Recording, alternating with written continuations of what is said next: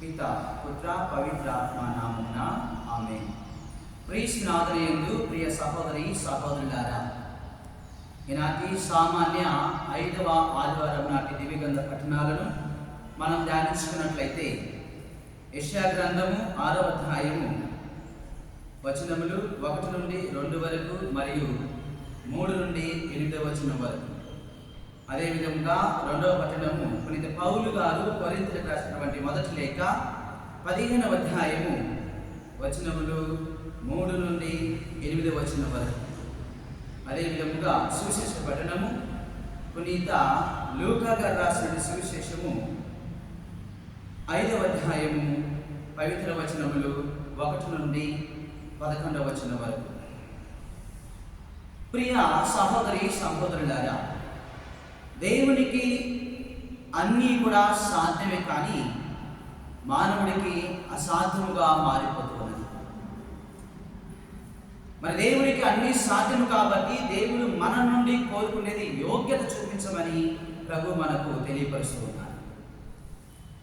ఆ యోగ్యులైనటువంటి ప్రతి వారికి కూడా దేవుడి యొక్క మనల్ని కానీ, దేవుడి యొక్క ఆశీర్వాదాలు కానీ, దేవుడి యొక్క కృప కానీ వారు పొందుకోలేరని ప్రభు సెలవిస్తూ ఉన్నారు నాటి దివ్యగ్రంథ పఠనాల ద్వారా.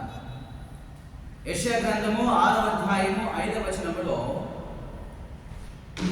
నేను చెడితిని కదా అని యెషయా ప్రవక్త సెలవిస్తూ ఉన్నారు.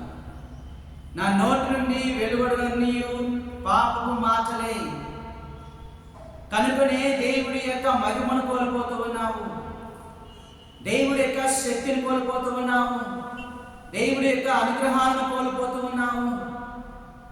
అందుకే మానవుడికి అసాధ్యముగా ప్రతిదీ కూడా మారుతూ ఉన్నదని ఈనాటి సామాన్య 5వ ఆదివారం నాటి దివ్యగ్రంథ పఠనాలు మనకు సెలవిస్తూ ఉన్నది.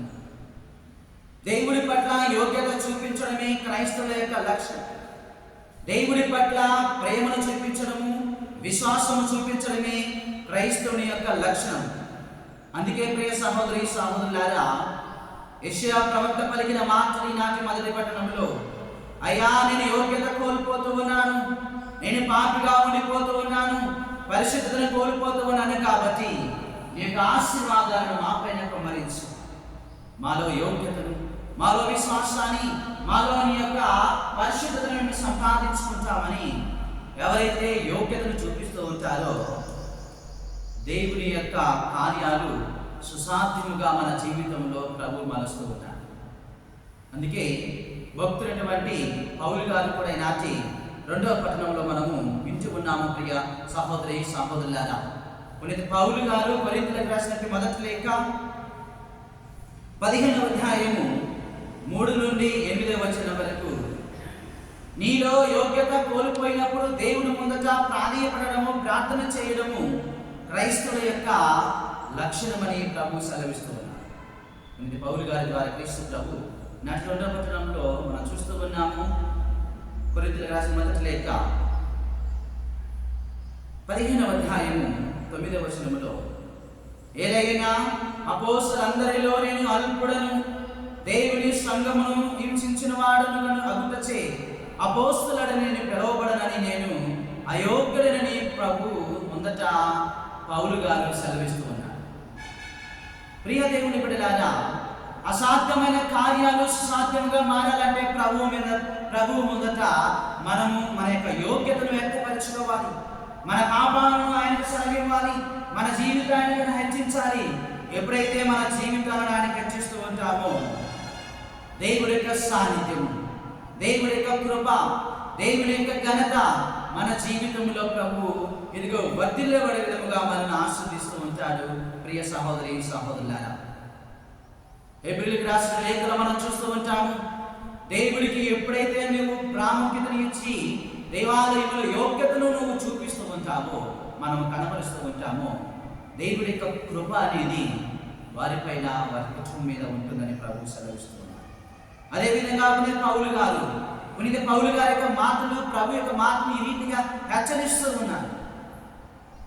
కొరింథీయులకు రాసిన మొదటి లేఖ 15వ అధ్యాయం 11వ వచనములో, నేను కానీ వారు కానీ మేమందరమును బోధించినది ఇదియే, ఇదియే మీరు విశ్వసించినది. విశ్వాసం మాత్రమైనటువంటి దేవుడి యందు యోగ్యత చూపించాలి. ఎప్పుడైతే యోగ్యతను చూపిస్తూ ఉంటామో, యోగ్యతను కనపరుస్తూ ఉంటామో, దేవుడు మన పట్ల మన కార్యాలు అయితే కావచ్చు, మన యొక్క జీవితంలో ప్రభు యొక్క కార్యాలు సుసాధ్యముగా మారుస్తూ ఉన్నాడు. ప్రియ సహోదరి సహోదరులారా, అదే విధముగా మనము దేవుడి పట్ల యోగ్యతను కనపరిచినప్పుడు, ప్రియ సహోదరి సహోదరులారా, ఇదిగో ఈ మాటలను మనము హెచ్చిస్తూ ఉంటాము, దేవుని ముందుట పలుకుతూ ఉంటాము. ప్రియ సహోదరి సహోదరులారా, కొరింథీయులకు రాసినటువంటి మొదటి లేఖ 15వ అధ్యాయము 27వ వచనములో, దేవుడు సమస్తమును ఆయన పాదముల కింద ఉంచును అని పరిశుద్ధ గ్రంథము పలుకుతూ ఉన్నది. సమస్తాన్ని దేవుని పట్ల యోగ్యత చూపించినప్పుడు, విశ్వాసాన్ని చూపించినప్పుడు సమస్తాన్ని నీకు ఎరుకపరుస్తూ ఉన్నాడు. ప్రియ సహోదరి సహోదరులారా, అంతటి గొప్ప దేవుడు ఈరోజు మీరు నా పట్ల, నా దేవాలయం పట్ల, పరిశుద్ధ గ్రంథం పట్ల, దేవుని పూజ పట్ల మీరు యోగ్యతను చూపించినప్పుడు సమస్తాన్ని నీకు ఎరుకపరుస్తూ ఉన్నాను, అసాధ్యమైన కార్యాలు సాధ్యముగా మీ జీవితంలో మలుస్తూ ఉన్నారని ప్రియ సహోదరి సహోదరులారా, దేవుడి నాటి దివ్య పట్టణాల ద్వారా ఈ యొక్క 5వ సామాన్య ఆదివారంలో ఈ పట్టణాలు మనకు సెలవిస్తూ ఉన్నాయి. ప్రియ సహోదరి సహోదరులారా, కనుకనే ఈనాటి సృష్టి పట్టణంలో కూడా మనం ఎంచుకున్నాం. సిమోను పేతురు పలికిన మాటలు, అయా రాత్రంతా శ్రమపడి ఉన్నాము, రాత్రంతా ఇదిగో మేము ఈ వలన వేస్తూ ఉన్నాము, కానీ ఎటువంటి ఇదిగో చేపలను మేము ఇదిగో పట్టుకోలేకపోతూ ఉన్నామయ్యా అని ప్రభువు మొదట సాగిలపడుతూ ఉన్నారు. లూకాసు వార్త 5వ అధ్యాయము 5వ వచనములో, స్వామి మేము రాత్రి అంతయు శ్రమించినవి కానీ ఫలితము లేదయ్యా, ఆయనను మా మీద ఇదిగో మీ మాట మీద వలను వేసిడమని ప్రత్యుత్తరం ఇస్తూ ఉన్నాం. నీ యొక్క మాట మీద మేము జీవిస్తామయ్యా, నీ యొక్క వాక్యానుసారంగా నడుచుకుంటామయ్యా, నీ మాటను మా జీవితంలో అలవర్చుకుంటామయ్యా అయ్యా అని సిమోను పేతురు ఎప్పుడైతే ప్రభువుతో సెలవిస్తూ ఉన్నారో, ప్రియ సహోదరి సహోదరులారా, దేవుడు సిమియోను పేతురు పట్ల ఇదిగో తన యొక్క ప్రేమను, అసాధ్యమైన కార్యాలు సుసాధ్యముగా మార్చి, ప్రియ సహోదరి సహోదరులారా, సిమియోను గారు ప్రభు ముందర పలికిన మాటలు ఇది చూసి యేసు పాదములపై పైడి ప్రభువు నేను పాపాత్ముడని సెలవిస్తూ ఉన్నాడు సిమోను పేతురు. అంతగా మనము యోగ్యతను, మన పాపములను దేవుని ముందర ఎప్పుడైతే ఒప్పుకుంటూ ఉంటామో, ప్రియ సహోదరి సహోదరులారా, దేవుడి చక్కటి మాట ఈనాటి శిక్ష పట్టణంలో మనం వింటూ ఉన్నాం. లూకాసు వార్త 5వ అధ్యాయము 11వ వచనములో, ఆ జాలరులు పడవలను ఒడ్డునకు చేర్చి తమ సమస్తమును విడిచిపెట్టి యేసును అనుసరించారు. వారు అనుకున్నటువంటి ఏదైనా కానీ వదిలేసి, ప్రభువా మీరే మా కాపని, మీరు మా జీవితంలో అనేకమైన అద్భుత కార్యాలు చేస్తూ ఉన్నారు, అసాధ్యమైన కార్యక్రమాలు చేస్తూ ఉన్నారు కాబట్టి సమస్తాన్ని వదిలిపెట్టడానికి సిద్ధపడి ఉన్నారు. ప్రియ సహోదరి సహోదరులారా, సిమోను పేతురు గారు, ఆత్మపరిశీలన చేసుకుందాం.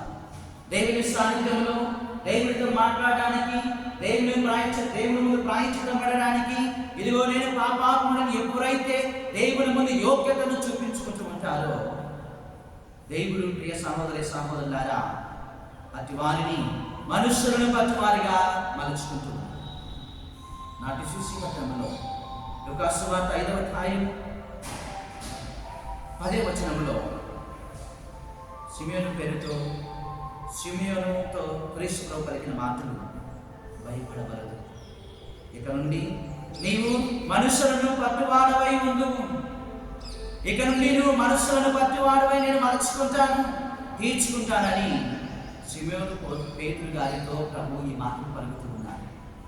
ఆత్మపరిశీలన చేసుకుందాం. ప్రియ సహోదరి సహోదరులారా, యోగ్యత కలిగి జీవించడానికి, ప్రభు సాన్నిధ్యంలో మనం ప్రార్థన విశ్వాసాన్ని వ్యక్తపరచడానికి ఎప్పుడైతే ప్రభు మొదట మన పాపములను ఒప్పుకుంటామో, ఆయన యోగ్యత కలిగిన వ్యక్తులుగా మలుచుకుంటూ ఉన్నారు. కీర్తనకారుడు కూడా ఈ రీతిగా సెలవిస్తూ ఉన్నాడు. అసాధ్యమైన కార్యము సుసాధ్యం చేయు దేవుడు. అసాధ్యమైన కార్యాలు సాధ్యము నీ పట్ల మలుస్తూ ఉన్నాడు. ఆయన ఇదిగో మనుషులను పట్టువారిగా చేస్తూ ఉన్నాడు. మన కుటుంబము దేవుడి పట్ల అదే విధంగా దేవాలయం పట్ల, దిగుబడి పూజ పట్ల, పవిత్ర గంధం పట్ల యోగ్యత కలిగి జీవించడానికి, విశ్వాసం వ్యక్తపరచడానికి ఎప్పుడైతే వస్తూ ఉంటామో ప్రియ సహోదరి సహోదరులారా, దేవుడు మనల్ని మన కుటుంబాన్ని కూడా దీవిస్తూ ఉన్నాడని నాటి దివ్య గ్రంథ పఠనాలు మనకు సెలవిస్తూ ఉన్నది. అంతటి యోగ్యతను, అంతటి కృపను మనందరికీ దయచేయాలని ఈ దిగుబడి పూజలో ప్రార్థన చేసుకుందాం. పితా, పుత్ర, పవిత్రాత్మ నామమున ఆమేన్. God bless you all.